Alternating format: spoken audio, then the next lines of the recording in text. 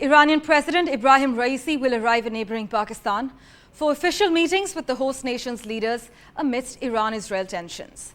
An announcement from Islamabad's foreign ministry stated that the talks will provide an important opportunity to strengthen bilateral ties and cooperation as far as trade, connectivity, energy and agriculture are concerned.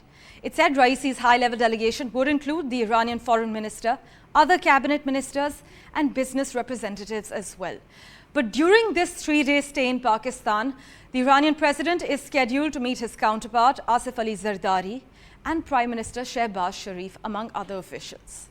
The Pakistani statement said, without elaborating, they will also discuss regional and global developments as well as bilateral cooperation to combat the common threat of terrorism.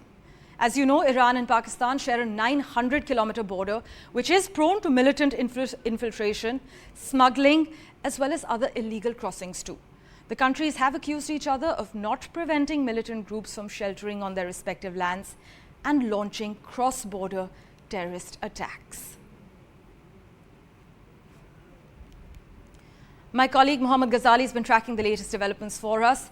He joins us live at the moment.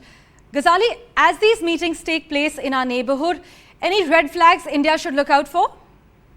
India's relations with Iran has been very old, and it's a standalone relations as far as Iran's relation with Pakistan is concerned.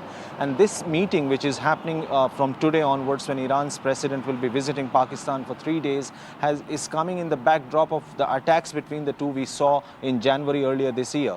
More than economic ties and bilateral trade, there are two things which will be on table, which is very key for both the nations. Is one, it's to amend their ties after a dip in diplomatic relations back in January, and also there is a project which has been on a standstill since 2013, is the gas pipeline between Iran and Pakistan on their border, which is around 1800 kilometers of border between the two countries. Iran has constructed the pipeline on its side, but Pakistan has not yet completed it since 2013 due to the economic sanctions on Iran.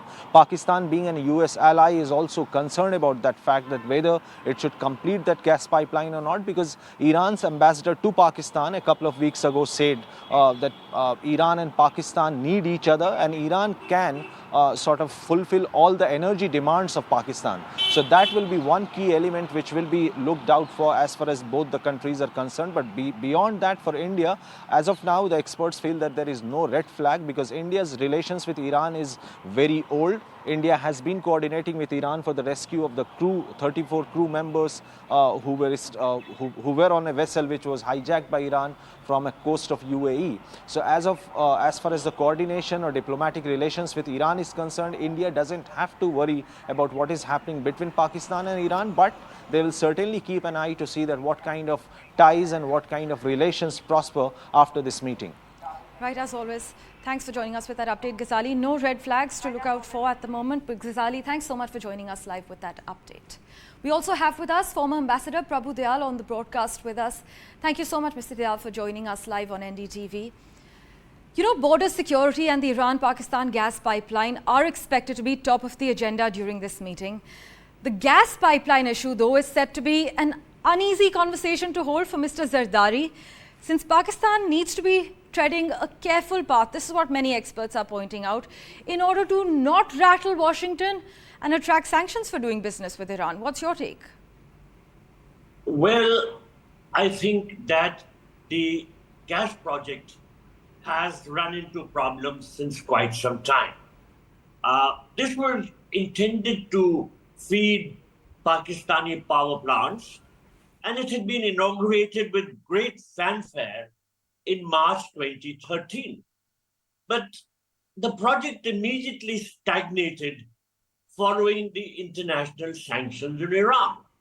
Now, as your correspondent, Mr. Ghazali, mentioned, Tehran has built its own section of the 1,800-kilometer pipeline, but Pakistan has not built its part.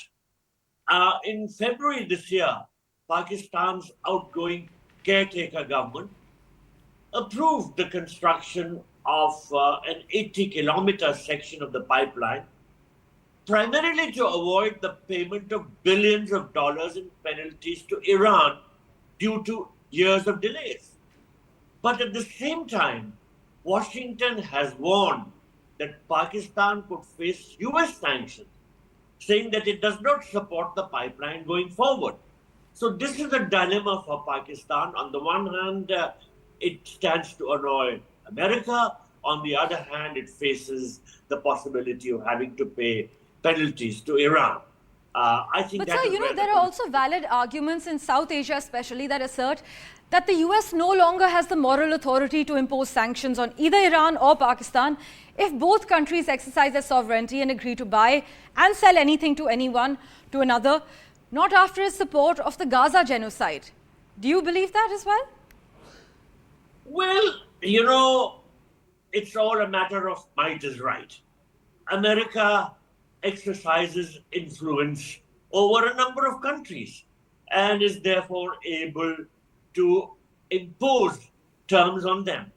America has been a very, very strong force where Pakistan is concerned. Pakistan relied on the United States for its weapon supplies.